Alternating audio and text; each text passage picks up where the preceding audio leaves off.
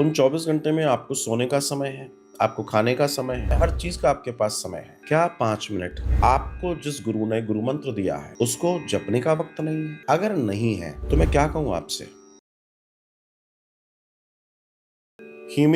हिमांशु कुमार पूछ रहे हैं, राधे राधे गुरुजी, गुरु मंत्र का जाप ना कर पाएँ, तो कभी नाम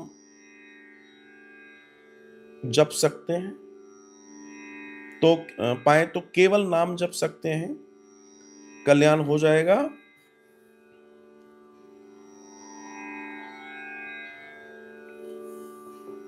फिर सुनिए, ये पूछ रहे हैं हिमांशु कि गुरु मंत्र का जाप ना हो पाए, केवल नाम जप कर लें, कल्याण हो जाएगा? भैया, मैं आपने मुझसे प्रश्न पूछा, इसलिए प्रश्न का उत्तर भी बड़ा सटीक मिलेगा आपको।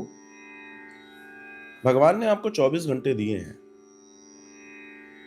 उन 24 घंटे में आपको सोने का समय है, आपको खाने का समय है, उसको नहाने का समय है, कपड़े पहनने का समय है, अपने जीवन को जीने का समय है, पढ़ने का समय है, नौकरी का समय, हर चीज का आपके पास समय है।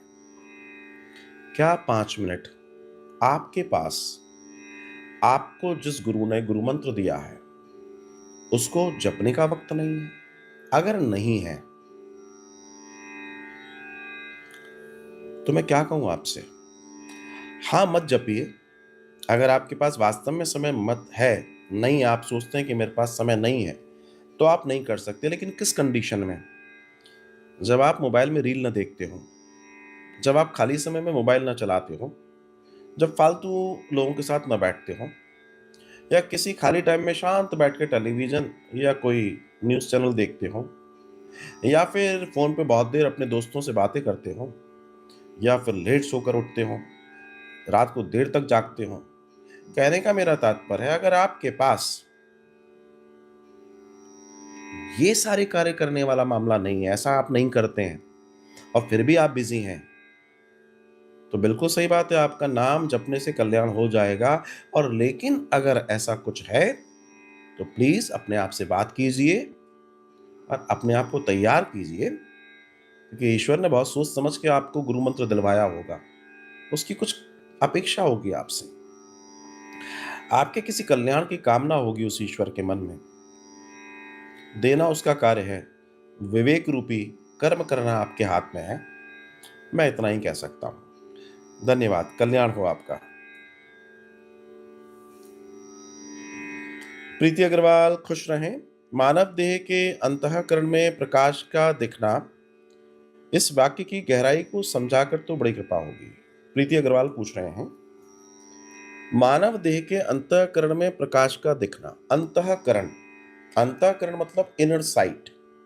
इनर साइट का मतलब होता है वो चेतना जिसकी जानकारी जागे हुए व्यक्ति को ही है, सोए हुए को नहीं है।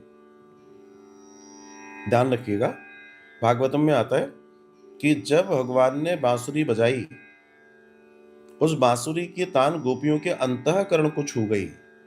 और एक तरह से देखा जाए, वो अंतःकरण उस आत्मा की ज्ञान ही है, जिसे ईश्वर कहते हैं। मेरे अपने दर्शन।